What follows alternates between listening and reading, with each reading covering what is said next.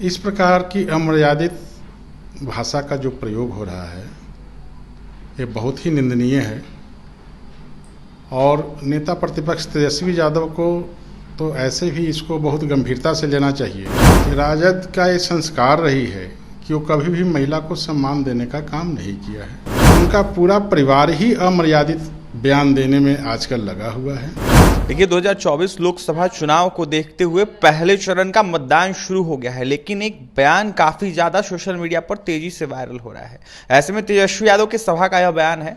तेजस्वी यादव जिस तरीके से सभा को संबोधित कर रहे थे, उसी दौरान राजद के एक कार्यकर्ता ने चिराग पासवान की मां को गाली दी, जिसके बाद कई सारे सवाल उठने लगे हैं। तो वहीं चिराग पासवान कहीं ना कहीं कार्रवाई करने की मांगे कर रहे हैं, तो वहीं निशाना भी साध रहे हैं।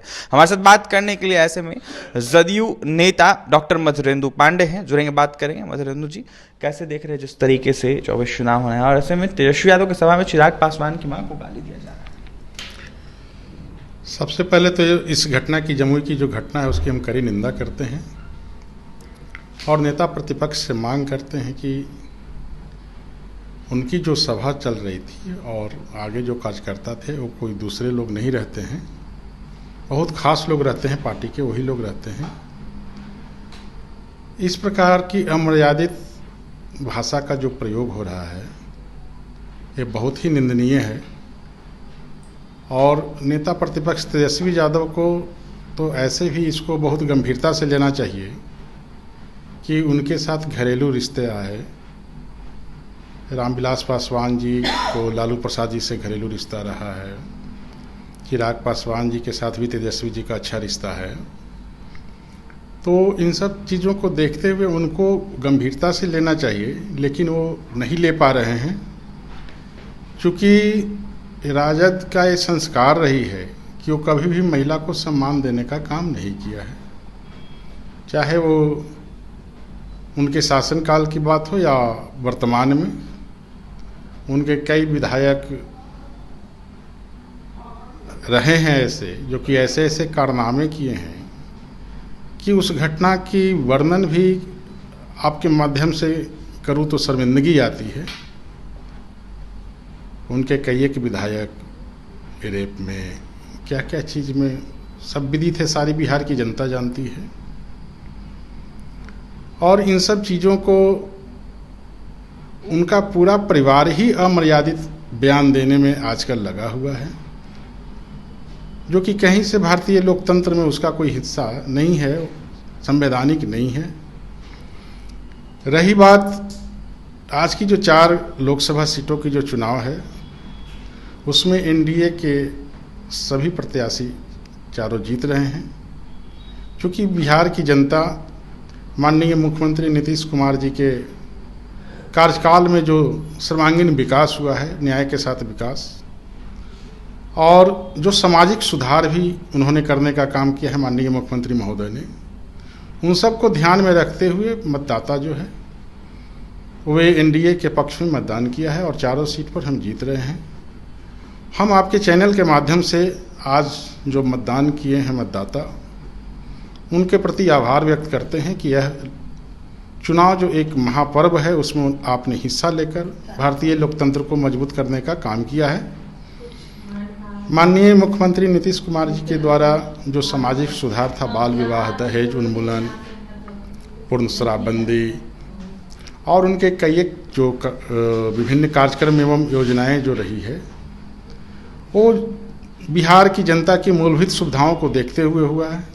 7 निश्चय पार्ट 2, 7 निश्चय पार्ट 1, जल जीवन हरियाली, महिला सशक्तिकरण। मधुरेंद्र जी, आपने बोला महिला विरोधी हैं ये राजद के लोग, लगातार महिलाओं को लेकर टिप्पणियां करते हैं, लेकिन नीतीश कुमार को लेकर सवाल अब उठाए जा रहे हैं। बीते दिनों बिहार विधानसभा में जिस तरीके से आपके नेता का बयान निकल के आया था, उसको लेकर सवाल खड़े किए जा रहे हैं। उल्टा आपके नेता को महिला विरोधी और आप लोगों को बताया जा रहा है। नहीं, देखिए, वह तो एक टेक्निकल नॉलेज देने का व्यू था और उसे इसकी श्रेणी में नहीं ला सकते हैं।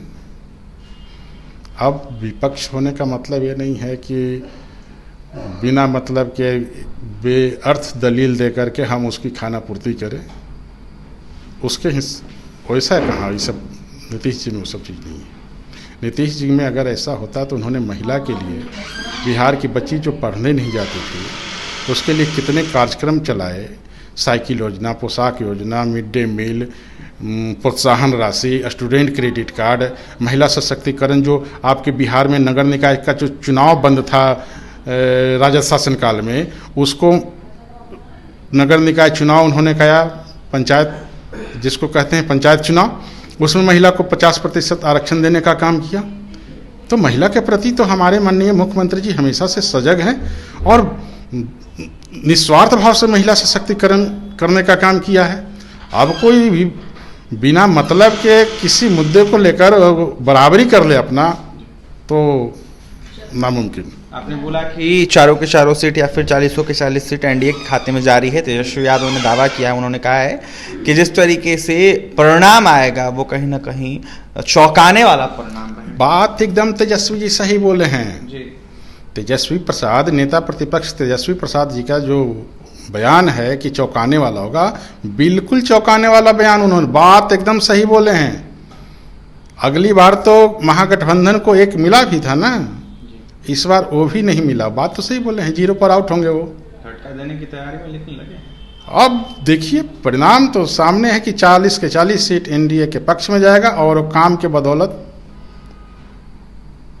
देखिए, हमारे साथ बात करने के लिए जदयू नेता डॉक्टर मधुरेंद्र पांडे थे। यह साफ कहते हुए नजर आए थे कि चौंकाने वाला परिणाम जो है वो कहीं ना कहीं सच में आएगा और ऐसे में तेजस्वी यादव को झटका लगेगा। महागठबंधन को पिछली दफा तो 1 सीट मिल गया था, इस बार एक भी सीट नहीं मिलेगा। तो वहीं चिराग पासवान की मां को जिस तरीके से राजद कार्यकर्ता ने गाली दिया, तो वहीं चिराग पासवान जिस तरीके से कार्रवाई की मांग करे, उसको देखते हुए मधुरेंद्र पांडे ने साफ कहा कि महिला विरोधी है राजद के लोग और लगातार कहीं ना कहीं महिला के विरोध में बयान देते नजर आते हैं। फिलहाल जदयू नेता मधुरेंद्र पांडे को आप सुन रहे थे और भी तमाम खबरों के लिए बने रहे हमारे साथ। बहुत बहुत धन्यवाद।